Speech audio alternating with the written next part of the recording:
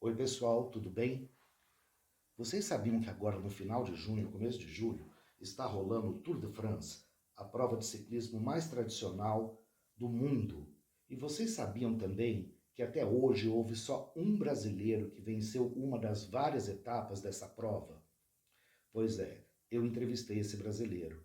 Está uma entrevista ótima para você que curte bike, para você que cuida da sua saúde mental e para você que, como eu, cuida da saúde mental andando de bike. Se inscreva no canal, não perca nada da variedade que nós temos aqui. E a entrevista começa agora, logo depois da vinheta.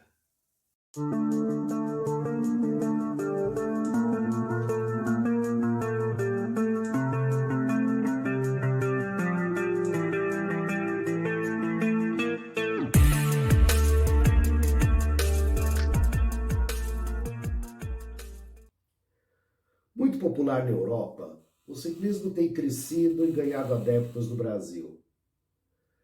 Na Europa, temos há 118 anos o Tour de France, a mais tradicional prova de ciclismo de estrada do mundo.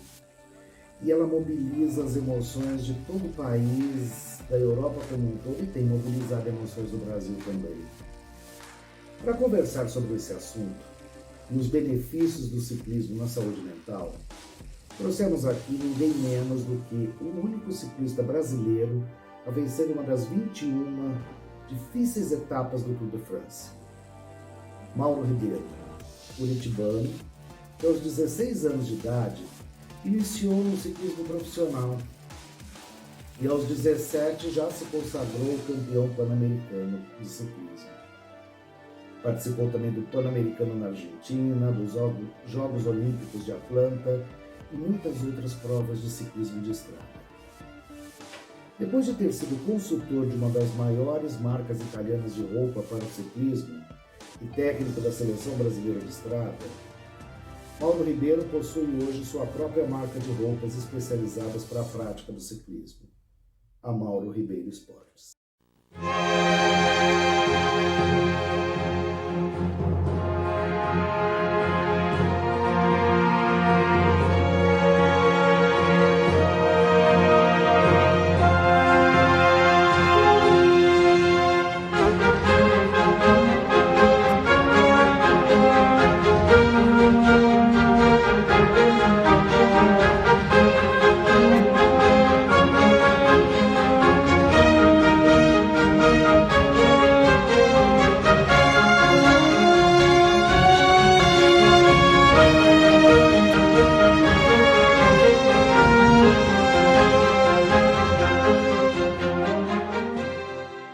Mauro, que prazer tê-lo aqui no Ofício Saúde Mental. Seja muito bem-vindo. Eu que agradeço, espero que nosso bate-papo vai ser muito produtivo e que possa acrescentar alguma coisa de bom. Com certeza vai acrescentar. Mauro, olhando assim toda a tua história, nós vemos uma paixão por ciclismo desde criança, né? A bicicleta ela carrega essa magia da liberdade que a criança conquista quando se equilibra. Eu me lembro de quando eu, criança, comecei a pedalar e observei muito isso nas minhas filhas, que eu aqui as ensinei a pedalar sem rodinha, né? Em toda a sua história está vinculada ao ciclismo. O que significa a bike, a bicicleta, o ciclismo para você, Mauro? Olha, é tudo, né? É mais de 50% da minha vida, né? É tudo que eu conquistei, estou, de uma maneira ou outra, usufruindo dessa história, né? Que Uhum. começou com a idade de 15 anos, né? Relacionada a uma paixão pelo esporte, pela dedicação e uma filosofia de vida que foi construída pela disciplina que o esporte de alto rendimento e o ciclismo, por ser um esporte muito exigente, você precisa ter esse equilíbrio de paixão e extremamente de dedicação. Então, ela representa tudo, né? Hoje eu utilizo esse período de atleta em cima de uma bicicleta como uma profissão, como uma dedicação, como um modo de vida, como um espelho de situações vividas, de esforço e conquistas e sofrimentos e dificuldades em cima de uma bicicleta que me traduz no meu cotidiano hoje como uma pessoa otimista, equilibrada, que problemas são feitos para serem resolvidos e não para ser carregados juntos, que a saúde é a coisa principal que a gente tem, é o grande valor nosso, e tudo isso eu tento transmitir para minhas filhas, né? E essa liberdade que me deu de conhecer, hoje eu me sinto um cidadão do mundo, né? Pela experiência de ter navegado durante esses anos, né? De esporte em países, vivido em países diferentes, na Suíça, na Itália, na Espanha, na França, convivido com vários atletas de outra cultura, outra filosofia, né? Aprender isso. Então, dentro desse sentido, eu acho que o ciclismo me deu esse jeito de ser, essa pessoa entusiasta, apaixonada, e que aquilo que eu faço, eu não, para mim é um prazer, não é um esforço, né? Então, dentro a gente tem essa dedicação que a gente vem adquirindo durante esse tempo. A gente hoje tem, né, nas redes sociais, muita divulgação das equipes, né, da UAE, né, vou pronunciar em português, que foi a campeã do Tour de França esse ano, né, com o Tadej Pogacar, e tantas outras equipes, eu acompanho todas, não vou te dizer que eu tenha uma preferida, uma preferência.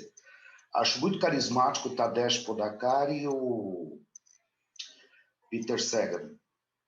Certo. Acho que são os tops, né, hoje. Então, são atletas que dimensionaram, né, que estão dimensionando esse ciclo, né, porque são ciclos, né? A gente tem que imaginar que é uma disciplina, né? Cada ciclo a gente sempre tem dentro de um esporte de elite, de alto rendimento, você percebe que sempre tem 1, 2, 3, 4 atores que se referenciam como ícones daquela geração. Eu acho que o Peter Sagan trouxe para essa geração, né, uma referência de espontânea, trouxe, talvez, quebrou um pouco um protocolo onde que os atletas são muito fechados, muito concentrados, muito voltados psicologicamente dentro daquilo que eles precisam fazer, com um atleta um pouco mais social, mais perto do público, mais sorridente, menos, de uma forma ou outra, ele transmite essa energia como ele não precisa descansar, ou ele recupera muito rápido, vamos dizer assim. Mas não é o jeito de ser, é a maneira que ele extravasa essa leitura de estresse, e ele procura quebrar um pouco disso, ser um pouco mais garoto, vamos dizer assim, e não ficar muito fechado no cotidiano, porque é extremamente estressante. Que se a gente parar para pensar, o ciclismo de alto rendimento, você tem uma competição com você mesmo, para você estar no auge.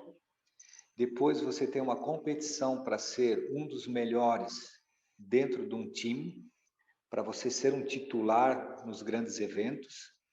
Depois você tem que ganhar até o espaço dentro desse time titular para você ter uma referência de vantagens, vamos dizer assim. e aí você tem que competir com os outros, né? Então essa filosofia, ela é extremamente estressante, ela é extremamente difícil. O ciclismo, ele tem uma plastia muito bonita pela televisão, Sim, mas o pelotão, o grupo, ele é barulhento, ele é estressante, ele é extremamente conectado, ele é extremamente violento na maneira de reflexos, eu vou dizer assim. Em torno de você, durante 4, 5 horas, você está em volta de um processo que qualquer descuido pode levar a uma queda sua ou de alguém. Então, eu vejo ele, além de ser um atleta excepcional, que tem um físico extremamente, vamos dizer assim, hors norma, pela uhum, facilidade de recuperar, né, a dinâmica, uma inteligência na competição e um atleta que transformou, trouxe mais a carisma do público, né? Eu acho que o sim, fã-clube é cada vez mais próximo. E o ciclismo, a diferença de alguns esportes profissionais, você tem um acesso muito fácil com os atletas. Então, isso ainda traz uma transferência de paixão muito muito simples. Você tirando alguns eventos, que é o Tour de France, foi um sistema de segurança, mas competições mais assim, no mês de março, que estão da proximidade, você tem um acesso com esses atletas muito mais tranquilo. Por exemplo, a Paris-Nice é um evento que muita gente tem um acesso com esses atletas, bate foto, assina camisas, pode trocar uma ideia, passa uma simpatia muito agradável, porque eles estão relaxados, né? Então, existe todo um processo. E eu vejo realmente que você está certo, é um ícone, né? Como o talento dessa nova geração, o próprio colombiano, né? sim. Que está fazendo uma progressão muito grande. Então, vamos dizer assim, é um ciclismo jovem, agressivo, né? E que eu acho assim, a televisão está ajudando muito também a valorizar esse esporte Uhum. e um contexto, vamos dizer assim, atípico, né? Uma situação que a gente não gostaria de estar, que é essa pandemia. Houve vamos dizer assim, uma erupção de um grande vulcão que Sim, lá em cima, deveria de sair larvas, está saindo bicicletas e a mentalidade ela é mundial, né? sim, isso é uma coisa impressionante, né? As academias fecharam e as pessoas passaram a comprar bicicletas. Houve vamos dizer assim, uma percepção, né? Muitos por liberdade, Uhum. outros para ter o sentimento de estar fazendo alguma coisa corretamente sem estar querendo prejudicar o próximo, é, outros descobrindo uma opção, né, de não ficar preso e não ter a possibilidade de fazer exercício, então adquirindo, vamos dizer assim, é mais uma opção, né, Sim, para e eu acho que e a bicicleta, ela te dá essa liberdade de você trocar de direção facilmente, né? Quando você corre a pé, é um pouquinho mais complicado, porque pode fugir um pouco da regra daquilo que você vinha previsto. Mas a bicicleta, você pode, em qualquer momento, te direcionar para um lugar ou para o outro, e esse sabor, eu acho que foi despertando e está despertando um interesse muito grande desse novo público, que a gente diria, né? Que é uma coisa meio global, as pessoas se sentirem bem, né?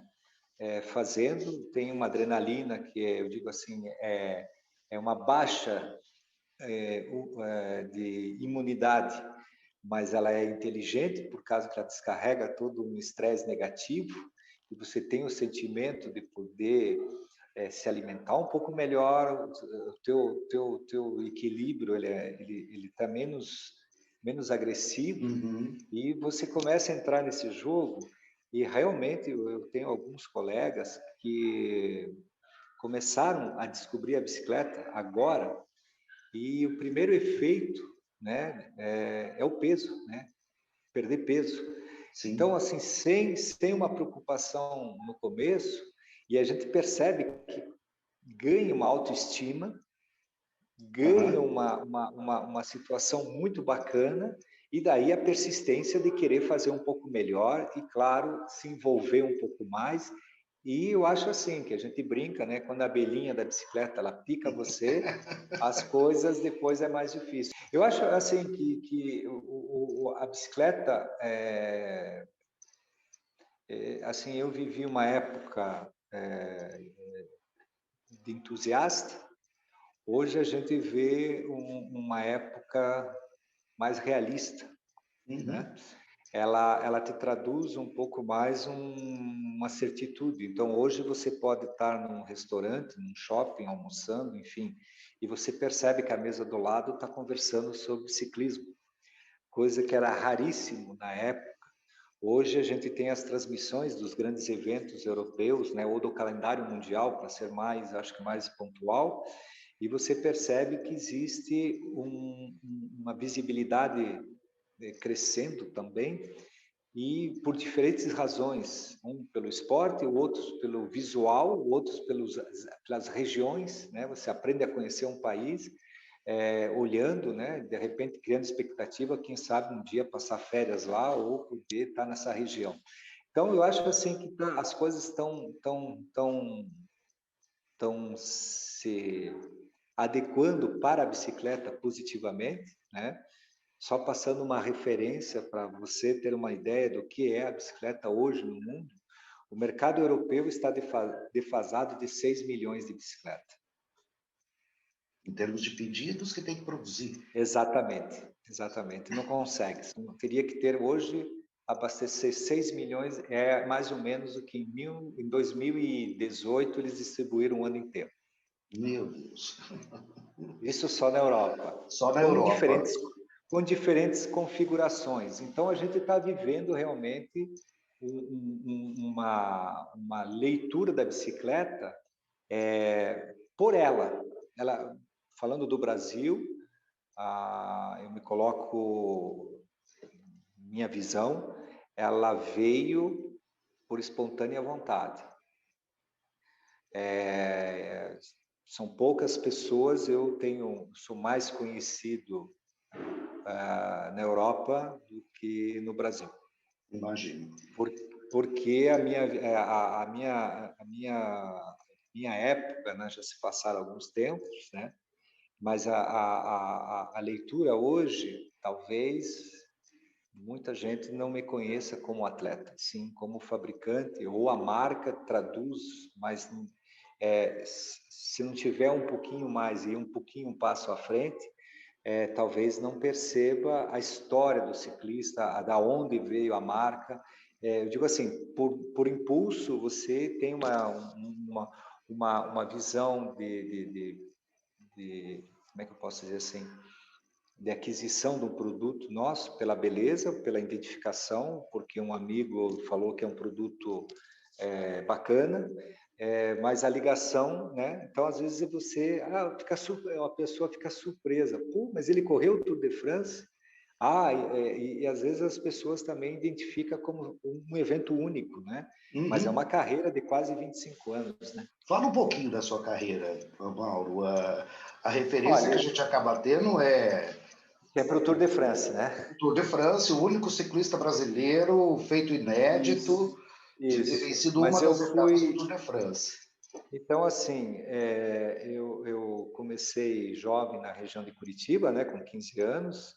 Tive uma ascensão muito rápida, em 2 anos, na categoria júnior, né, que seria a escalação da progressão dentro do ciclismo de competição, né, o federado, né, que a gente fala, né, Uhum. com licença de esporte de competição.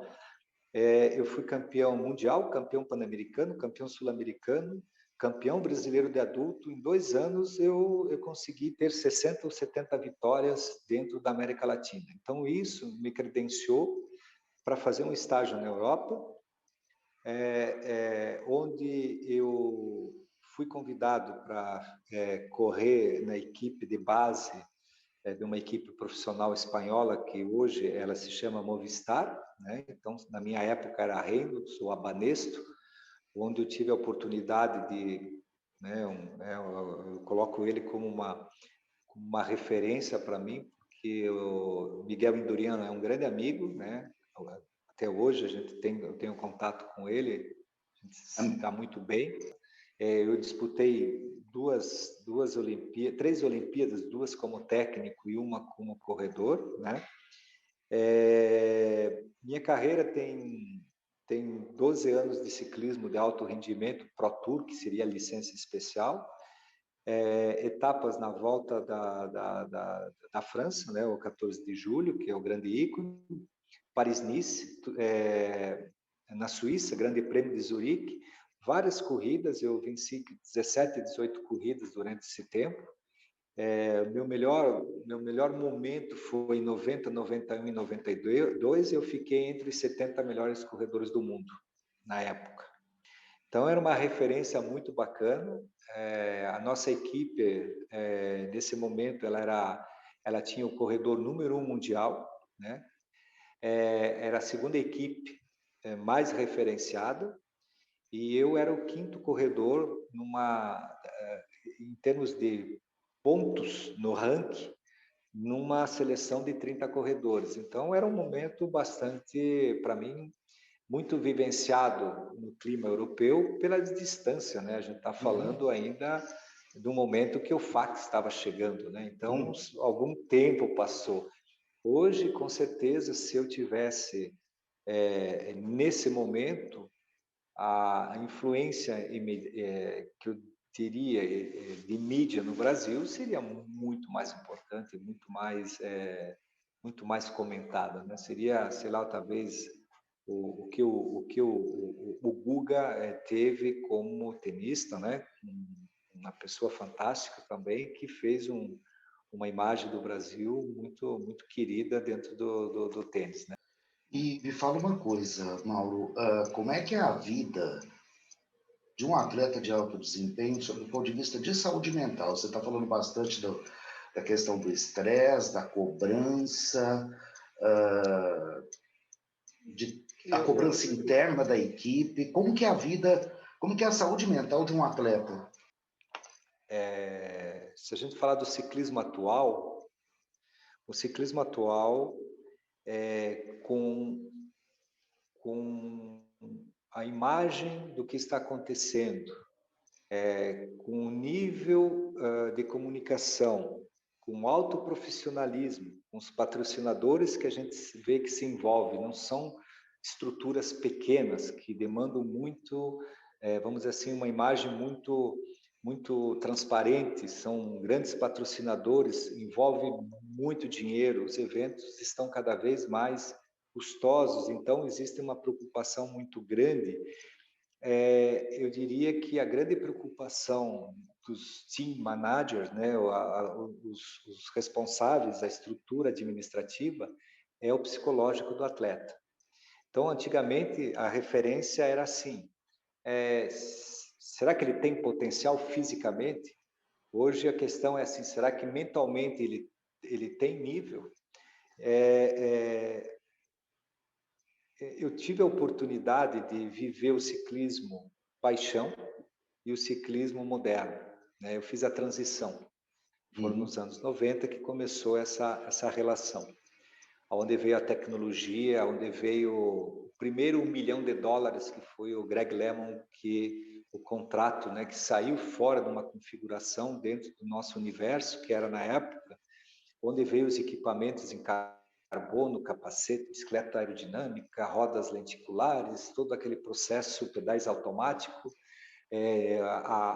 os conceitos energético, a nutrição, a época eu vivi o overtraining, que não existe mais hoje. Então, são coisas que foram mudando as páginas, foram indo progredindo, e com isso cada vez mais questionado. Então, hoje um atleta, ele é extremamente sobrecarregado mentalmente. Eu digo, é um esporte na competição que é perigoso. As pessoas não... Eu digo assim, é um esporte que você anda em média 50, 60 por hora contínuo. Então, se você colocar uma referência de uma moto, 50, 60 por hora, eu digo, se você errar, você pode se machucar, e a bicicleta é a mesma coisa. E um caindo, o pelotão todo vai caindo. Geralmente faz um strike, né, que a gente fala, ou são situações que podem, várias situações. Mas eu digo assim,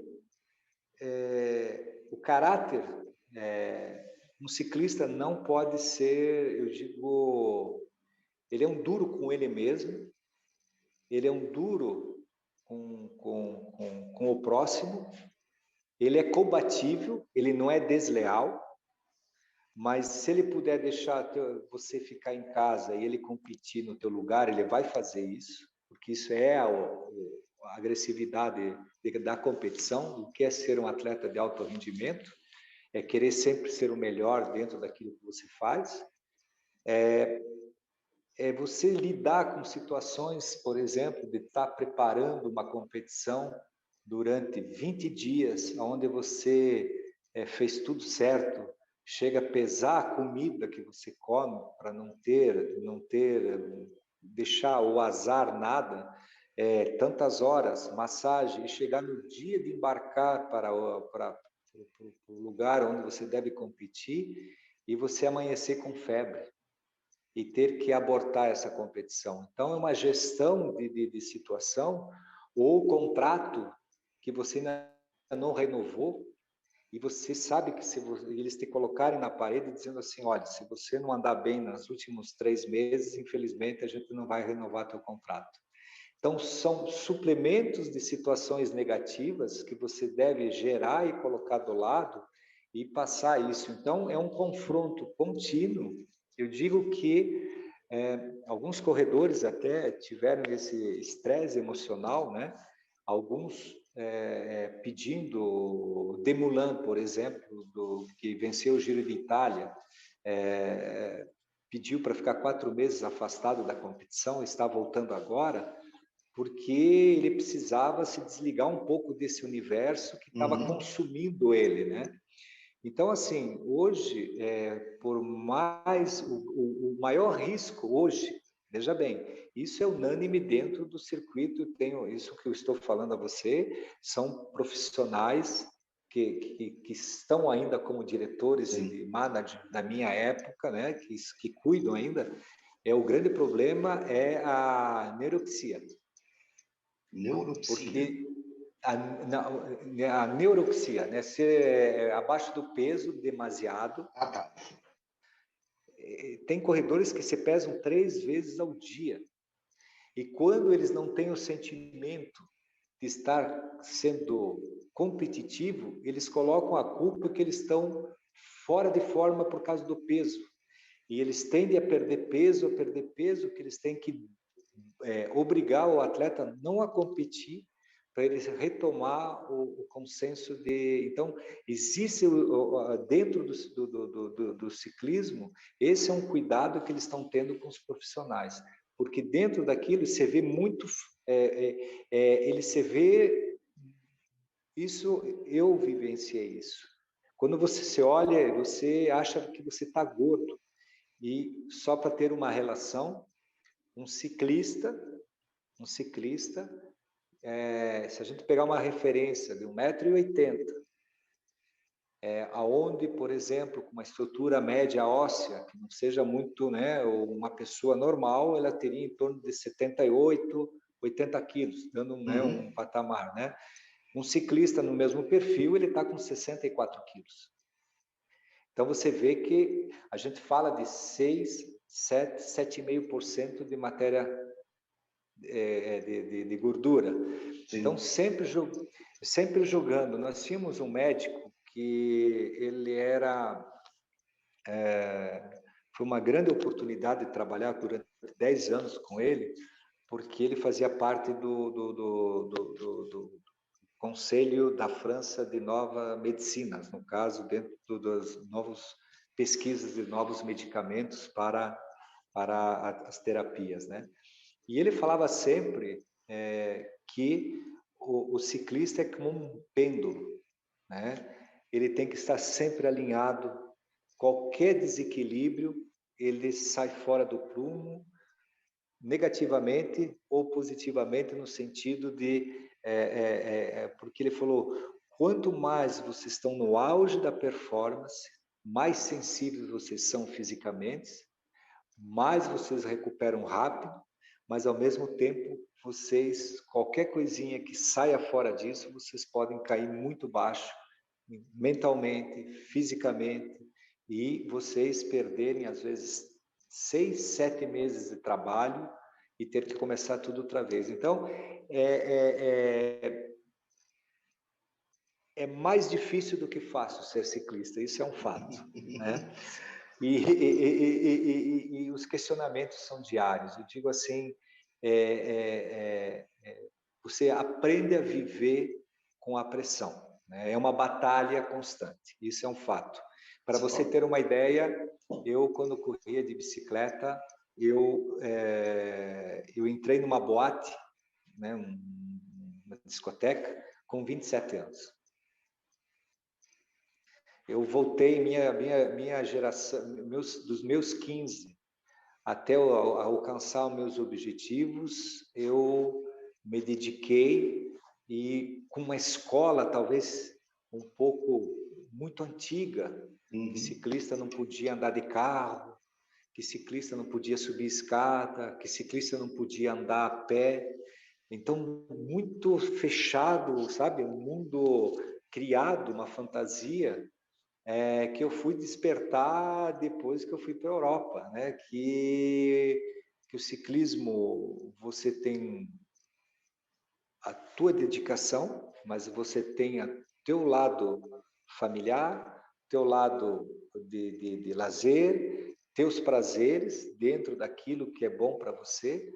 E eu aprendi isso, que não existia uma regra, né? A regra você construía conforme as suas necessidades e o seu físico. Então, se para você o café com leite à noite não fazia problema para dormir, não tinha problema. Mas isso dentro de uma visão europeia, isso na Europa, uma visão europeia, olhando isso, você é mal visto, porque dentro da filosofia não se faz isso, café com leite às 10 horas da noite, para, sabe, são coisas que vai, porque você pode não, são coisas que você aprende com cada time, com cada raiz, você aprende que tem uma filosofia. Na Bélgica, por exemplo, na mesa das equipes Pro Tour, se não tiver um pote de Nutella de 1 quilo, não é uma equipe profissional Pro Tour. Por quê? Porque eles é o cotidiano, então é um prazer. Então essa parte é a parte faz parte de deixar à vontade, né? Mas o importante é o resultado na bike. Então, assim, você aprende a ser profissional e você aprende a não ser... como é que eu posso dizer assim? Tem poucos tapinhas nas costas. É muito mais, você é profissional, você sabe o que faz, e se no final do ano você não faz bem, você não fica mais. Então, você que decide. Uma liberdade. Mas essa liberdade, ela te incomoda, porque você começa a se questionar como você tem que reagir. Então, tem que ter um caráter muito, muito ousado para você se autoafirmar e dizer o que eu estou fazendo é certo. O que você diria para as pessoas em termos de a relação bicicleta e saúde mental? Nós temos um compromisso aqui de cuidar, promover saúde mental. O que você diria a partir de toda essa tua história? Eu diria que a bicicleta, ela traz equilíbrio por senso próprio, né? Você tem que ter o equilíbrio, né? Então, ela te traz esse equilíbrio, ela te dá essa liberdade de você se encontrar, né? Porque você busca um ângulo diferente daquilo que você está acostumado, ela te dá essa liberdade de você olhar diferente, ela te traz uma atenção para você, porque você tem que estar atento àquilo que você está fazendo, e ao mesmo tempo ela te tira essa energia negativa, desse estresse, às vezes do cotidiano, do trabalho, ou de um dia que foi mal resolvido. Então eu digo que a bicicleta, ela, como a gente fala de um esporte que eu vivenciei, vivo de uma maneira diferente e vejo hoje como eu posso reagir, a bicicleta é um bom pêndulo. Ela te dá uma boa relação de equilíbrio, talvez como outros esportes tenham a mesma, né, eficiência, a partir do momento que você consegue jogar um pouco essa adrenalina negativa, transpassando num esforço muscular, e aonde você descobre, né? Eu acho que ela é muito democrática, a bicicleta, porque você vai encontrar pessoas diferentes, né, envolvidas naquele percurso, e existe essa coisa muito bacana também de ser companheiro, né? Porque todo mundo passou algum perengue, algum momento. Então, a gente percebe por espontaneidade essa proximidade. Se você furou o pneu, o cara às vezes passa, está precisando de alguma coisa, precisa de ajuda, está tudo certo, vamos Eu lá, parei vamos para lá. tirar uma foto, eu parei para tirar uma foto de uma paineira florida Uhum. e tava ali curtindo, tirando a foto, parou um carro do cara que estava pedalando no mesmo local. Tá tudo bem aí? Exatamente. Então, existe essa preocupação. Então, essa consciência. Então, eu acho que assim, é, é, é, eu acho que tem a bicicleta, ela te traduz uma educação, ela traduz um respeito para você, um respeito ao próximo, é um respeito físico. Eu digo assim, tem muito, ela te traduz muita coisa. Então, eu acho assim que dentro dessa filosofia, eu acho que ela uma boa solução, eu diria isso. Olha, fantástico, Mauro. Você falou uma série de coisas aí, quer dizer, uma pessoa falando com propriedade, né? Com o histórico que o Mauro Ribeiro tem, e uma série de coisas que explicou a mim, porque sempre gostei de pedalar desde criança, Uhum. e 2010, 2011 que eu voltei, assim que eu entrei no ciclismo, e aí a bielha me picou mesmo, né? E muita coisa que você foi falando aí são coisas que eu fui sentindo na minha vida, em termos de saúde, em termos de organização pessoal, e que eu achava que tinha vindo da bicicleta. E agora eu tenho certeza. Sim, fico Mauro, feliz. não, foi fantástico. Eu agradeço muito a sua presença aqui no nosso programa. Eu estou em Ribeirão Preto, interior de São Paulo, uma cidade bem mais quente que Curitiba. Perfeito.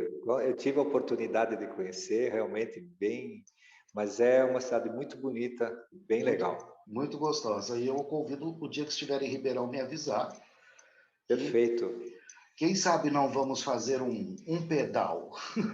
Por que não? Por que não? Por Slowly, que não? slowly. Isso, para conversar. Eu acho que para Exato. colocar o papo em dia, né? Fazer um É, percurso e quem sabe sentar num café e tomar uma boa Coca-Cola ou uma água mineral para a gente se hidratar para terminar o nosso bate-papo, com certeza. com certeza. Agradeço a sua presença aqui, essas dicas Foi um prazer. importantes. E você gostou desse programa? Coloque seu comentário, suas sugestões para novos programas que possamos estar fazendo, dúvidas. Se inscreva no canal e acione o sininho. Aqui há uma diversidade de assuntos para a saúde mental. Muito obrigado, até a próxima.